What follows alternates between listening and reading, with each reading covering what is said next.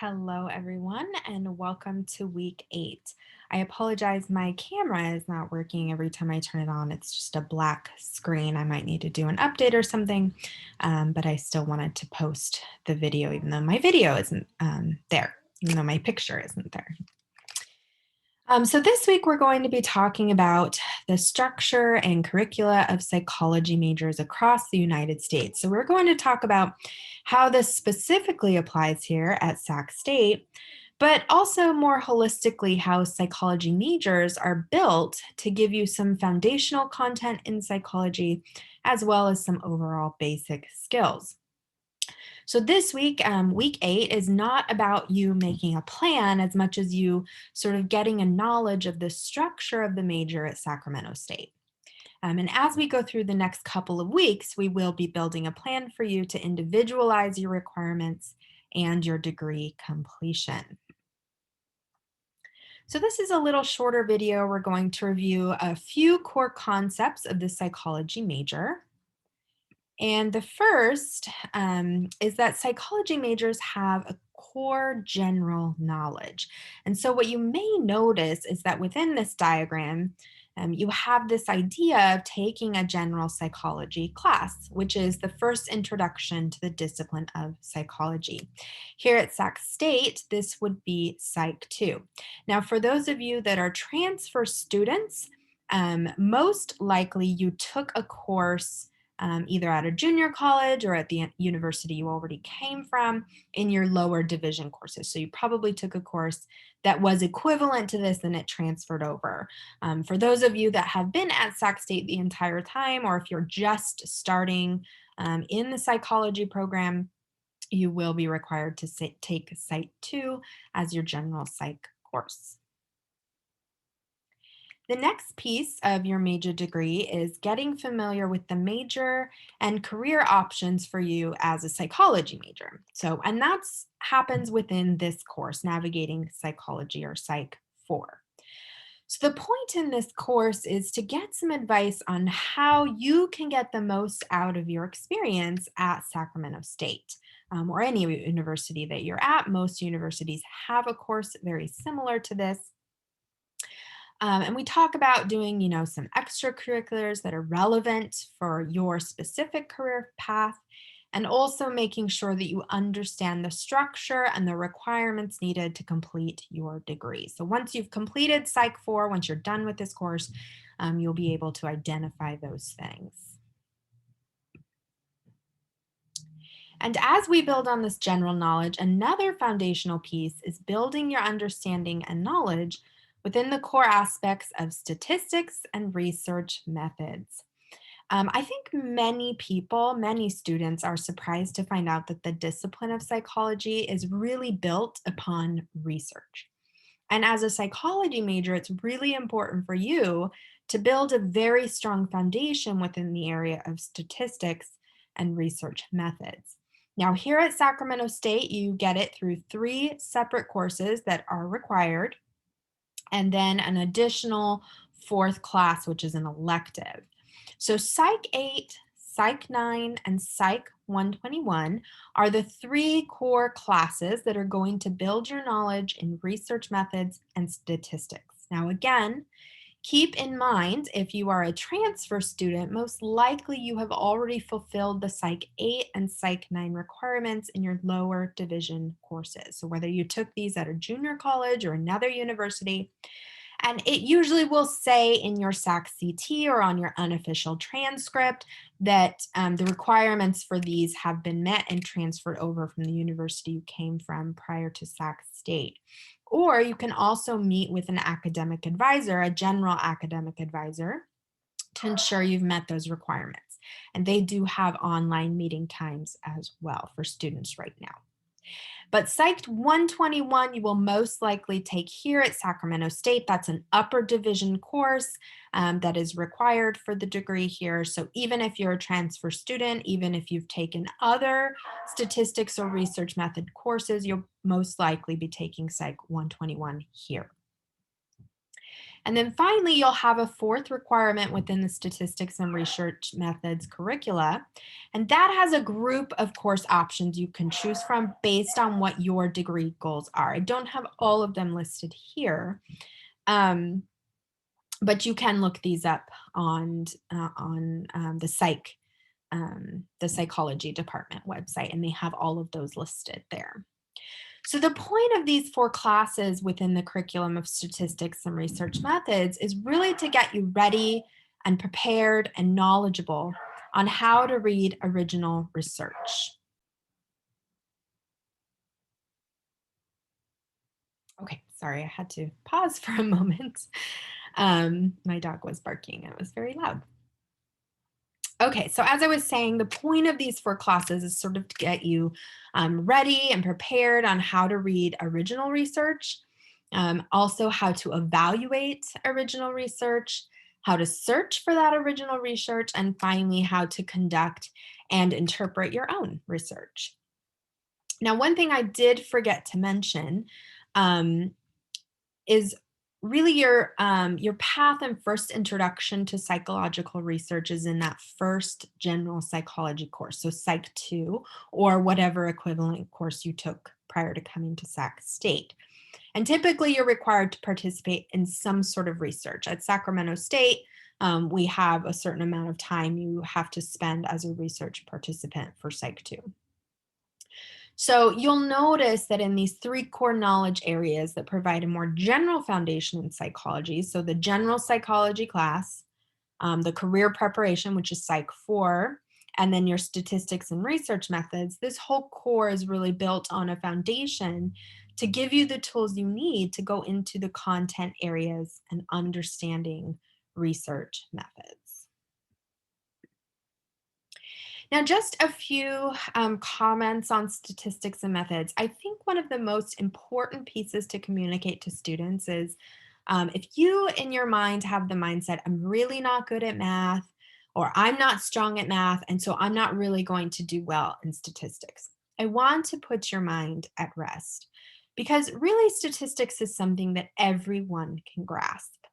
Um, I actually think statistics is quite different from math. It is math in a sense, but it's not your traditional like algebra, trigonometry math, as I think we conventionally think about it. It's quite different, and it is applied in a real world sense. So it's a little bit easier to sort of wrap your head around. But there are going to be different ways it is taught based on your instructor. So I think it's really useful for you to find out how the instructor teaches statistics prior to you taking the course. Each instructor has a different sort of method for teaching statistics. So some good ways you can find out about this, of course, you can contact other students who may have taken their course and sort of ask them what the layout's like. You can go on ratemyprofessor.com. I always tell people to read those comments with a grain of salt, though. Typically, people who comment on those either get straight A's, right? So they always do well in their courses, or they hated the professor for some reason and they're going to write a really bad review. So I like to go in there and read at least 20 or 30 reviews because that sort of gives you an average response, right? You might have some who think it's the best professor they've ever had, the best class ever, the easiest class ever. And you might have students who say, worst professor ever, hardest class ever, never take this person. But you'll also get a lot in between that give you more information. And what I look for when I was, or at least when I was a student taking statistics courses, I wouldn't look so much at, oh, well, they're an easy grader or they have too many tests. I would sort of look at comments that talked about how they taught. Do they do a lot of practice work in class, or do they expect that you sort of teach yourself out of the book and then they apply different concepts in the classroom? Are they willing to sort of walk you through step by step slowly if you're having difficulty, or are they a professor that like to sort of move very quickly through the material? So look for comments like that, and that'll give you a better idea as to which instructor's sort of method of teaching fits well with you as a student. But I want to reassure you that every single one of you can not only do well, but thrive in statistics. And so I want to just really incorporate and push for that growth mindset that we've talked about earlier in the semester and just encourage you to dive in. These are required classes. So you might as well just go in with the mindset that I can do this and I am going to get through this, and you will. The other aspect of statistics and research methods core curriculum within psychology um, is embedded in is the preparation for writing within your own discipline. So this specifically happens learning how to write for psychological papers in Psych 121. Okay, so you'll conduct several research experiments, which will give you the process of writing these experiments up in APA format. And this is such an important piece, not only of you building skills as a psychology major, but also building your writing communication skills more broadly. The rest of your major is spent gaining core content knowledge. So, first we had sort of general knowledge. Now you're going to learn your content knowledge. So, for example, here in this diagram on the right, these are those classes that are in brown, and these are core areas of the discipline of psychology. So, you have developmental, abnormal, personality, cognitive, social, behavioral neuroscience. There is also at Sac State. Now, this isn't in every psychology major, in different universities, but we have applied behavior analysis here in the psychology department. ABA is not so much psychology in and of itself. It is, I would say, human science. But it's not really psychology. So that's not why it's specifically listed here, because at other universities, applied behavior analysis could be in child development departments. It can be in special education departments. So it's not always in psychology because ABA is not specifically psychology.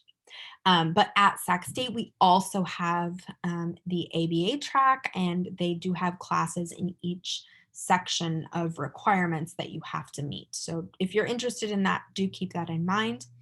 A little bit later in the semester, probably when we come back from spring break, I am going to post sort of an extra video, just an informational video on ABA at Sac State. So I went through the undergrad there as well as the master's program there, and I've had quite a few people reach out asking for more information on the ABA track. So I will be posting a video later on in the semester on that. But all these other groups of psychology that I have listed here, and now we actually call behavioral we call the behavioral neuroscience, that's what we call it. So if you've been here for a few years, we used to call it biopsychology or physiological psychology. It's all referring to the same thing, but the newer name for it now is behavioral neuroscience. So just a quick note on that.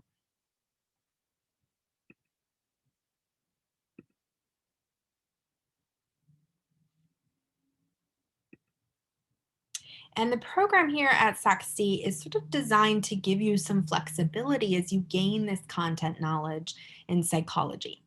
So you'll notice that the way our major here is structured within psychology is to give you several courses you can select from within areas of the core content of psychology.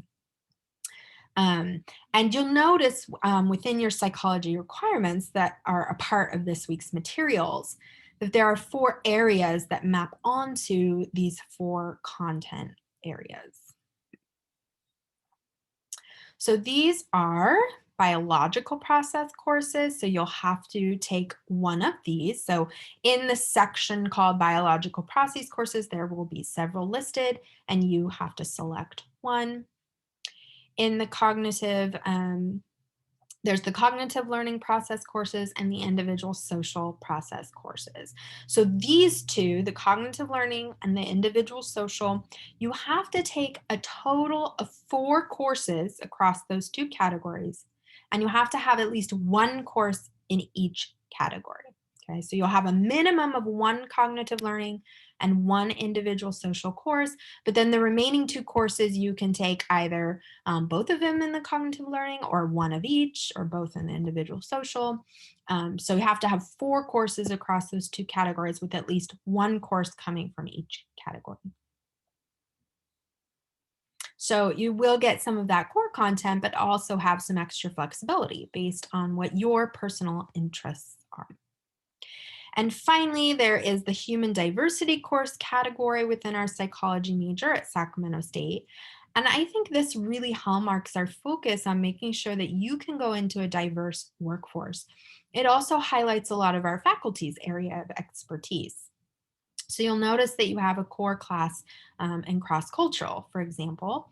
And within human diversity, there are several courses you can pick from. So again, you sort of have this flexibility of, yes, you have to fulfill a requirement in this course section, but there are several for you to choose from based on what your preferences and interests are for your future career. And then finally, within your major, you have what's called a capstone course.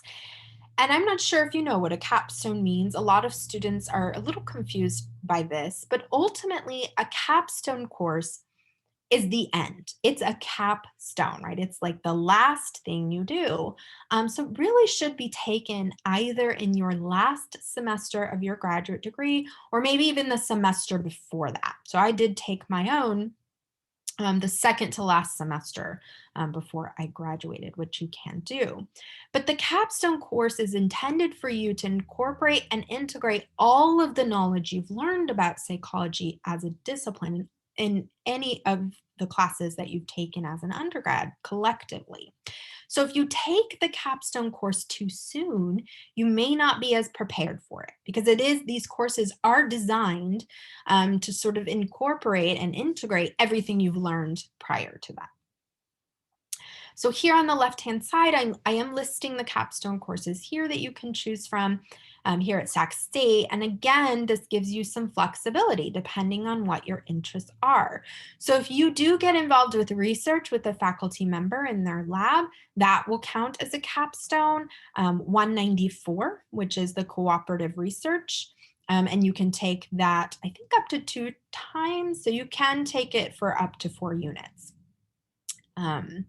You also have the ability to do peer mentoring if you're interested in counseling. And there are other areas such as industrial psychology. There's an advanced seminar, which is Psych 171. For the ABA, Applied Behavior Analysis track, you'll see Psych 184 there. So clinical issues in ABA, which you're looking at various research and also clinical uses of ABA methods. So there's a number of options as far as being able to focus on what interests you the most and what might be most relevant for your career preparation.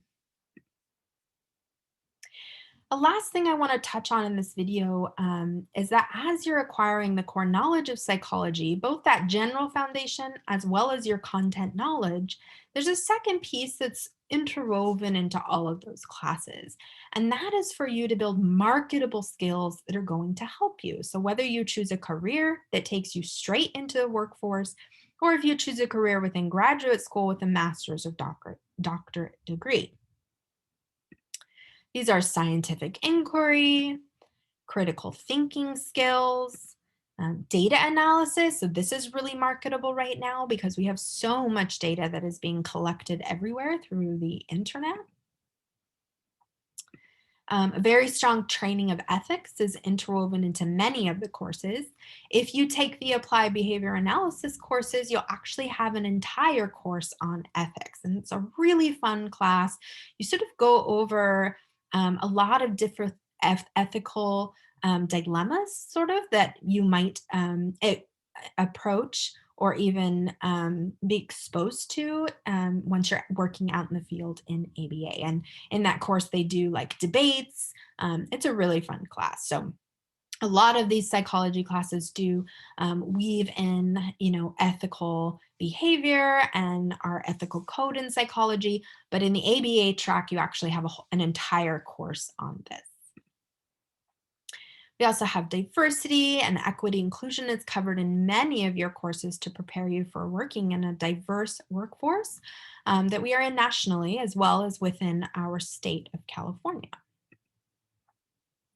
You build oral and written communication skills, so you'll be asked to give oral presentations in classes, several classes, as well as writing APA papers or subsections of papers. You are going to be asked to work in groups. And I know a lot of students really dislike having to work in groups, but you should really see that as an opportunity to build skills that you need within whatever job and career you end up in, because it's so important to be able to work with others to accomplish a common goal. 99% of you that get a job will have to work with someone else at your job at some point. Very rarely do you have a job where it's only you working with nobody else. Even right now, in the world we're living in, where everything is virtual and over Zoom, you still have group work going on with various companies. They're meeting over Zoom, they're doing breakout rooms, and so on and so forth. So you do need to learn to work in a group. I know that this can be um, daunting sometimes when you don't know who's in your group. You might clash a little bit. I always recommend to students do everything you can to sort of find a way to work together, even if you're not agreeing on everything. There is always a last resort. If you just cannot come to an agreement, you can always go to your professor and say, look, I've tried. I would go to them prepared and say, here's all of the things I've tried to make this work. It's not working. Can I move to a different group? So that is always an option, but I would say that it is a last resort. Whenever students come to me, I ask them several questions just to ensure that they didn't have one tiny disagreement and then they threw in the towel. But occasionally you do need to move groups around, and professors do understand that. But as a student, the best thing you can do is sort of just look at this as a positive thing. You will have to work with people throughout your life in any career that you choose. So look at school as a good practice for that. And then finally, you get those skills of scheduling and time management and perseverance. So these are all very important lifelong and career skills that you will need. And that is the end of this concept video this week. I really hope that you've gained a lot of knowledge about the requirements you need to achieve degree completion here at Sacramento State. And then in the next 2 weeks, we will focus on taking that knowledge and creating an individualized plan for you. Have a great week, everyone.